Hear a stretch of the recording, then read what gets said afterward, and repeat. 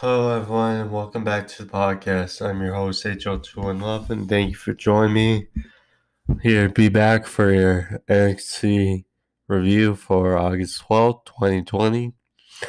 Was a solid show, as you can see by thumbnail.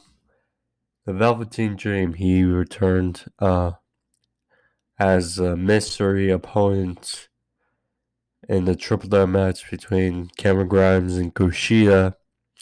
Go over that. Also, Kross and Keith Lee signed on the dotted line. It's now official for Takeover 30. That match. We also have Bronson Reed for Damian Priest as well. Bunch go over. Like I said, thank you for joining me. Like and subscribe if you're new, if you're watching the video.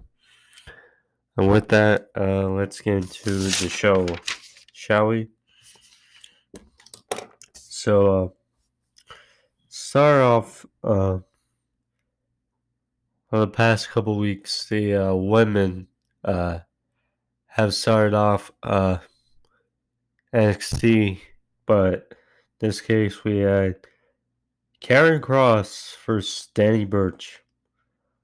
I guess they wanted to start off hot, and see Kross, of course, we all know they're building him to be the next big thing in NXT. And Danny Burch, of course, everyone knows Danny Burch. He loves to fight. He always tough in a match with Danny Burch. But, of course, he's been directionless right now, as well as only Larkin, his tag team partner. So you kind of knew where this was going to go.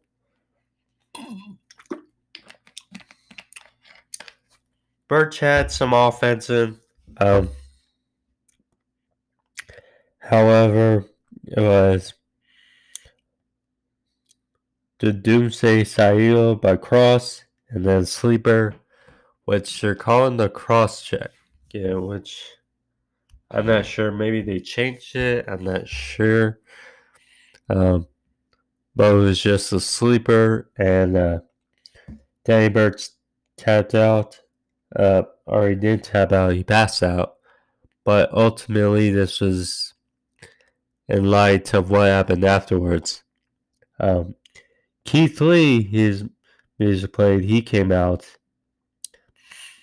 and he had a contract in his hands. He made his way into the ring, and then while he made it into the ring, Kross and Scarlett both backed away.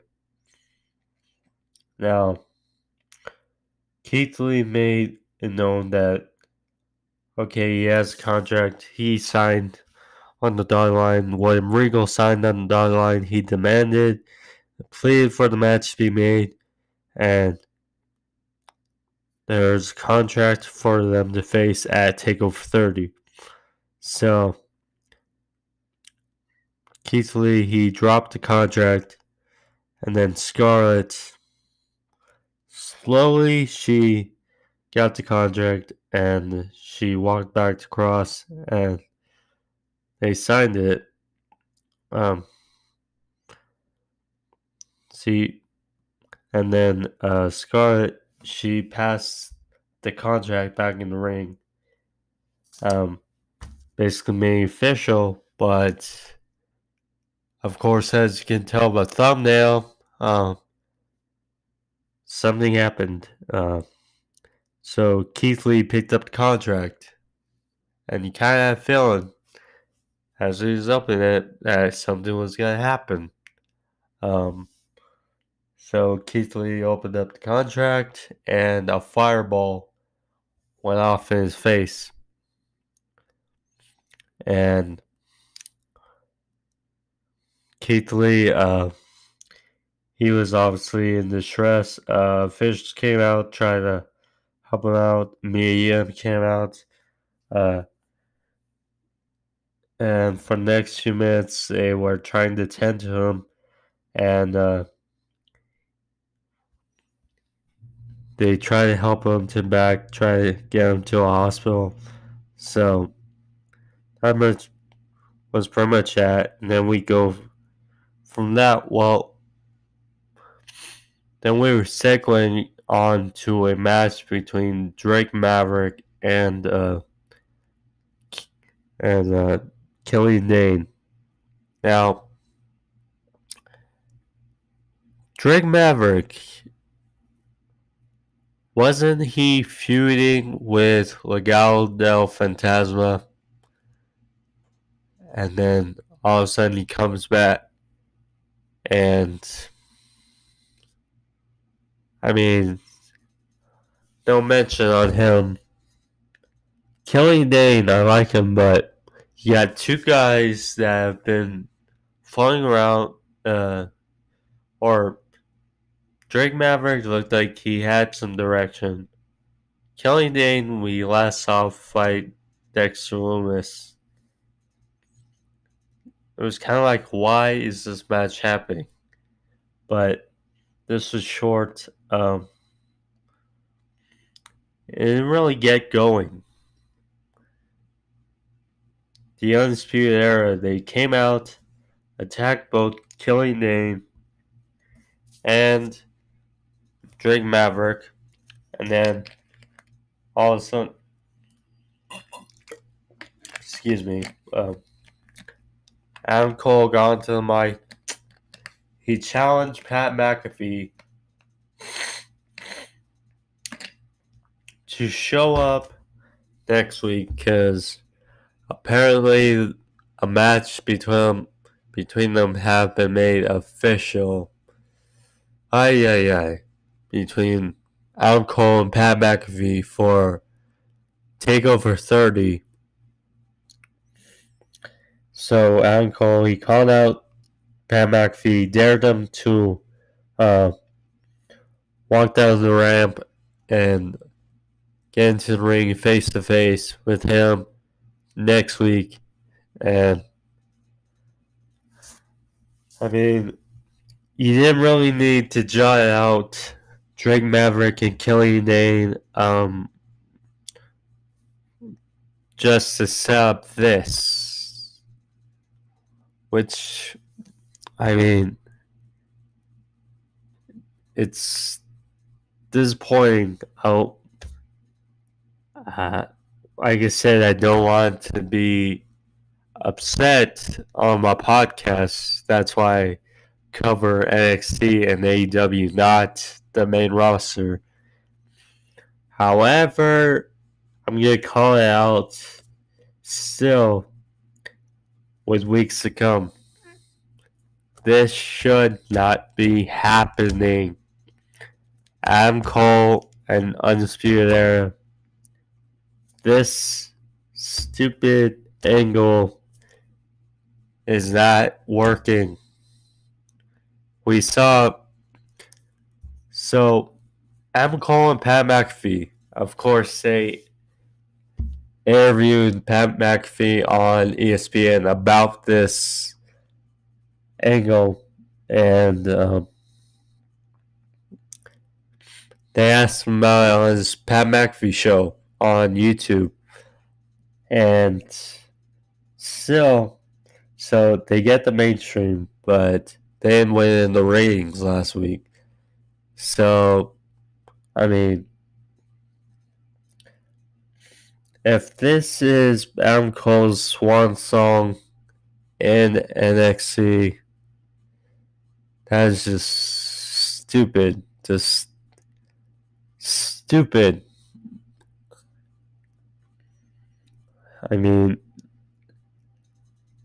it is what it is. I'm not gonna say more about it.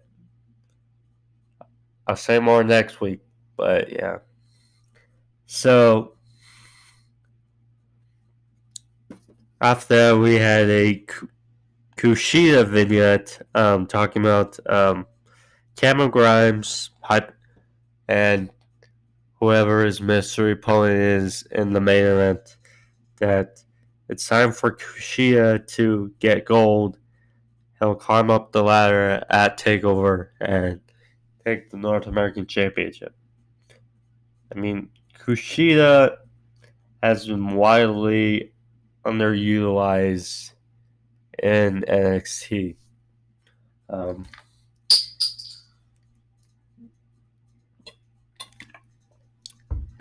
Excuse me, considering that Vince McMahon and main roster is more putting their fingers in the topic of NXT, shouldn't be surprised that Kushida has been left out of the fold.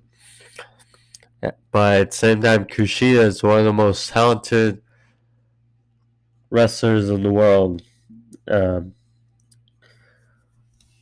So there's that. So next we had Breeze Vs Santos Escobar. This short, obviously, 7 from last week. When they attacked Breezango. At first, Escobar told Raul Mendoza and Joaquin Wilde that he was going to go at it alone. So this was kind of a short match. Phantom Driver for the win by Escobar after Mendoza and Wilde distracted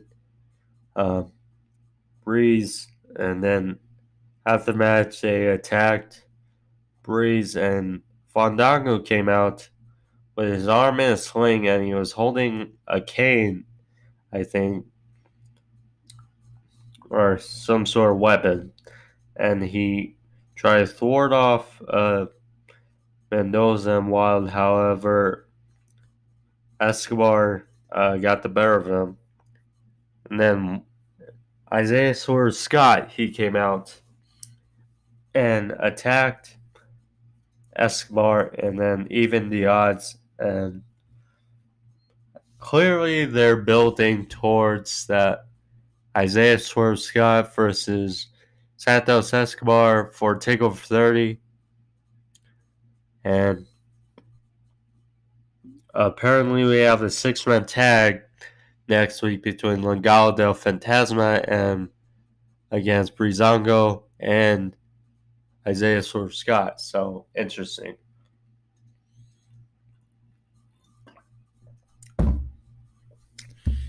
My favorite in NXT, Dakota Kai. She had a vignette upcoming,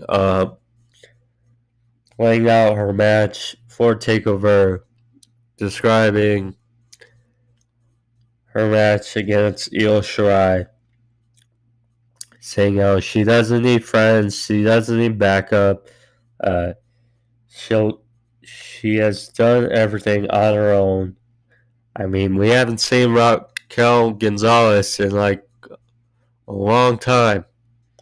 So, yeah, she's been her own. However, they didn't show her winning thanks to Mercedes Martinez last week against Rhea Ripley.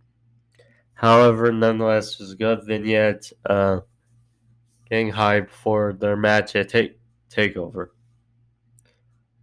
Going from that, we had another vignette of Rich Holland. He apparently will have a second chance to qualify for TakeOver 30, the ladder match, next week against Johnny Gargano, who also wasn't pinned in their triple threat match. So that should be an interesting match next week. So after that, we had a match between Mia Yim and Indy Hartwell. Before the match, Mia Yim, of course, Keith Lee's girlfriend, she gave an update on Keith Lee saying he'll be fine. that was the sorted match. They were pumping up their match based on that storyline. Really, me and one, but I was a little surprised we haven't seen Mia Yim sooner in this storyline between Keith Lee and Karrion Kross, considering Scarlett is there. But I mean, it is what it is. Might get a little altercation next week, but I mean, we'll see. And what do you know? Another vignette. We had a vignette of Finn Balor, the Prince, describing that whoever.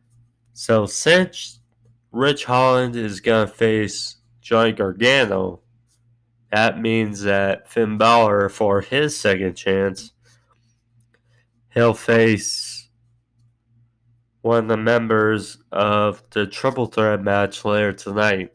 Whoever doesn't get pinned or submitted in the match will face Finn Balor in a second chance match next week. So that should be interesting.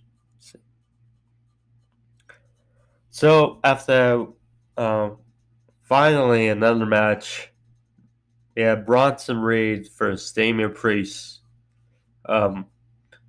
This was cool for what it was. He had a feeling that, okay, so whoever was going to win this might not win at Takeover. It might not be the new North American champion. Excuse me. So this was back and forth. Damian Priest hit a broken arrow. He tried numerous times to hit the broken arrow on Bronson Reed. He finally got it for a 2 count.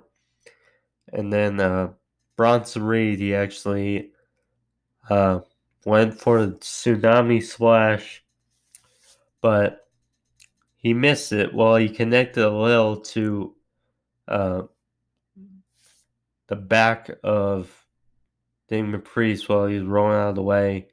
And then Priest, he went for reckoning, but Bronson Reed, he countered and he rolled up for a jackknife cover for the win.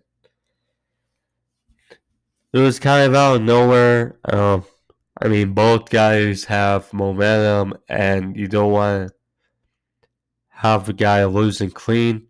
But this kind of out of nowhere finish, you kind of like that. I mean, Bronson Reed, he has been getting momentum after momentum. He's got win after win. He's piled up a lot of momentum going into Takeover. This adds to it. Unfortunately, it might probably mean that Bronson Reed will not be winning the ladder match at Takeover. Nonetheless, it's good to see Bronson Reed develop and get more wins under his belt. That's what you like. So we go from that to, guess what? More vignettes. I mean, see, the notch for this episode of NXT is the vignettes. So many vignettes. I mean, if it was 2 or 3, I'd get it, but it's like 1, 2, 3, 4, 5. Yeah, 5. 5 vignettes. But that is the nutshell we have on saying that AEW was better this week than NXT is the vignettes. However, this was nice vignette of Io Shirai hyping up her match at Takeover against Dakota Kai. This is cool. Not really much to say.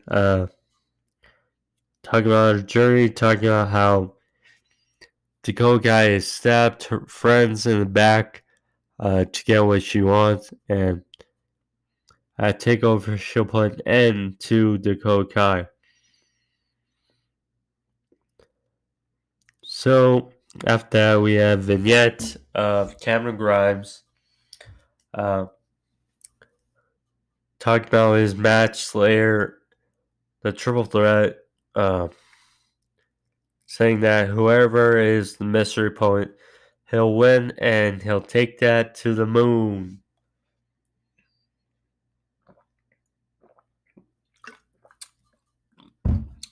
I like Cameron Grimes, but as we know, his promo work is not his strong suit. But this is alright. Then we finally go to, another match. What do you know? Another match. But between Aaliyah and Mercedes Martinez of the Robert Stone brand versus Ken Carter and Casey Catanzaro. So before the match, Robert Stone tried to recruit Casey Catanzaro to join the Robert Stone brand and to ditch Ken Carter. So in return, Ken Carter stopped on his foot. We got into the match. It was a little bit back and forth. Mercedes and Aaliyah won. Air raid crash by Mercedes for the win. Afterwards, Rhea Ripley came out and confronted Mercedes Martinez after she was cost No One Contenders match against Dakota Kai last week by Mercedes. So they brawled. And then after Aaliyah and Mercedes got the numbers advantage, Shotzi Blackheart came out to aid Rhea Ripley. So he kind of got a tag team thing going with, I assume, Rhea Ripley and Shotzi versus Aaliyah and Mercedes.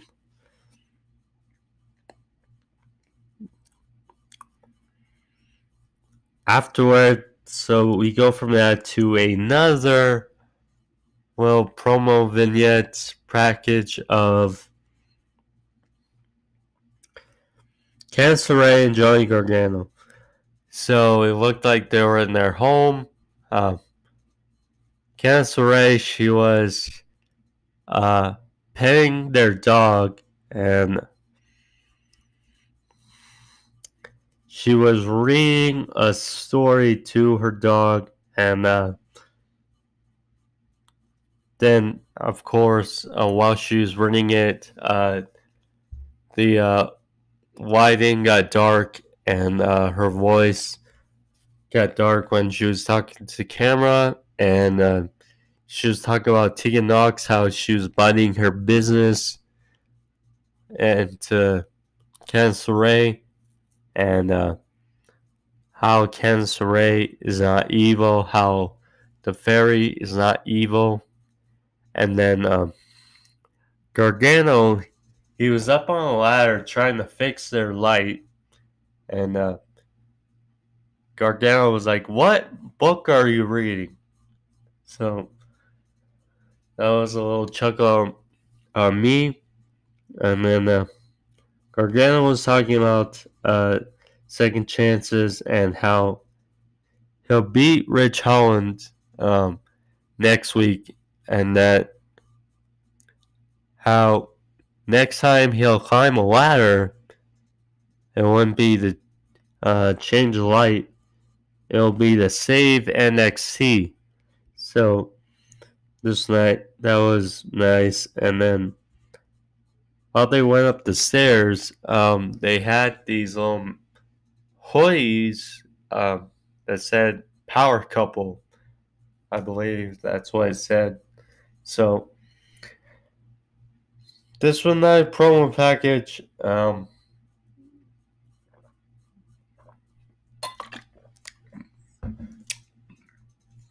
Their promo work vignettes are always good.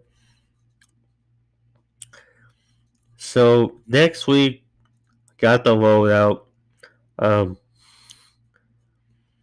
Adam Cole, Pat McAfee, their face-off will be next week.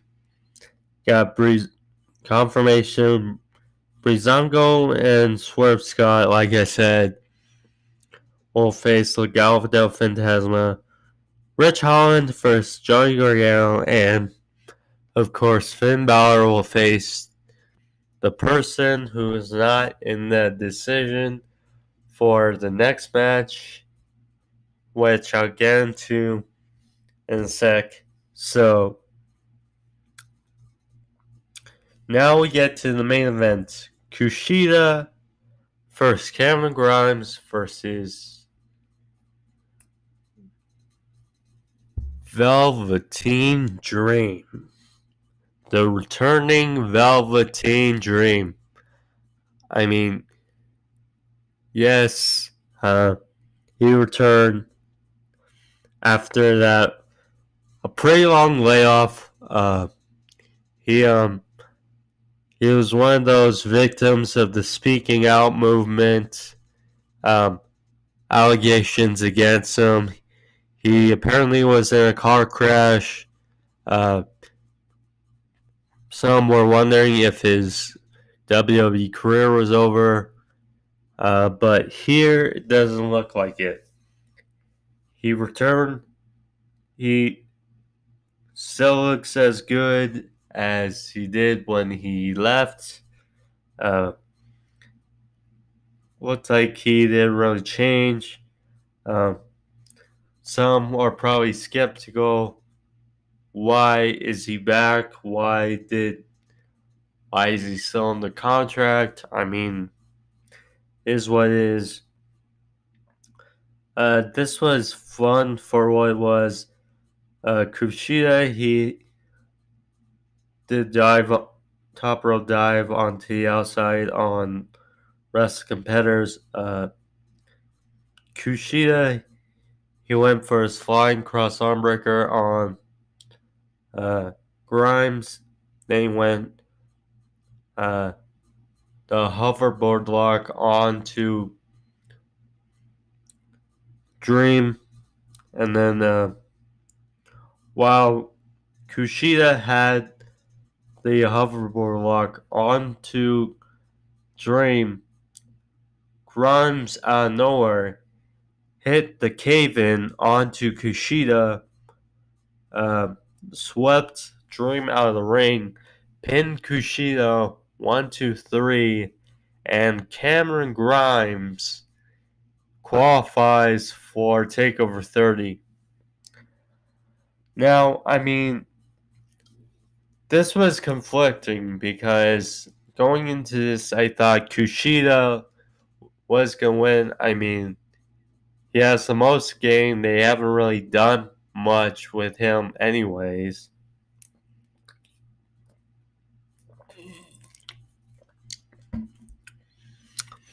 And, excuse me, I didn't know that Velveteen Dream was going to return. And Grimes, of course, he's fought before for the North American Championship against Keith Lee, but of course he hasn't won it. And of course Velveteen Dream isn't going to lose his first match back. But at the same time, it's a little of indictment because instead Velveteen Dream gets a second chance. So actually afterwards, Velveteen Dream, he attacked Kushida, basically being pissed at Kushida losing the match. They was barking at official. And then Finn Balor came out, pointed at Velveteen Dream, and then so next week, of course, since Velveteen Dream was in decision, it'll be Finn Balor versus Velveteen Dream next week for the final spot in the ladder match at Takeover 30. And that was how the show went off the air. So, like I said, it's kind of an indictment because Kushida does not get a second chance, since he was pinned by GRIMES, and instead Velveteen Dream gets his second chance. Now, here's the thing, because this will be Velveteen Dream's second match back in NXT next week. Now, he didn't win this match. However, he is former North American champion, and if you want to bring that aura about the North American Championship, seemingly have newcomers that have not held the title to be in the match, I would think Finn Balor is going to win that match next week. But, I mean, if he's not going to win the match, what's the point of him being in it, really? And Velveteen Dream, of course, he just came back, so it's kind of up in the air. And so there's that. And besides a bunch of vignettes, this was a solid show for me. Next week, obviously, we got the Golden Show. Won't be head-to-head with AEW because of the NBA playoffs. So AEW Dynamite will be on the 22nd, not the 19th. So, of course, we got that. For next week, we have 2 qualifying matches left next week, along with a good 6-man tag team match. So, overall, it should be a fun, besides the Adam Cole, Pat McAfee face-off, should be a fun go-home show next week for NXT. So, yeah, that was the show for y'all. That was a review. So, hope y'all enjoyed it. I go back to school starting Monday, but there will be a review, not a review, a episode of Sports Overview Topics on Monday still. So yeah, I hope you guys enjoyed the video. See y'all back Monday. Be safe. Like and subscribe if you're new. I'm AJO2 and up, and see y'all on Monday.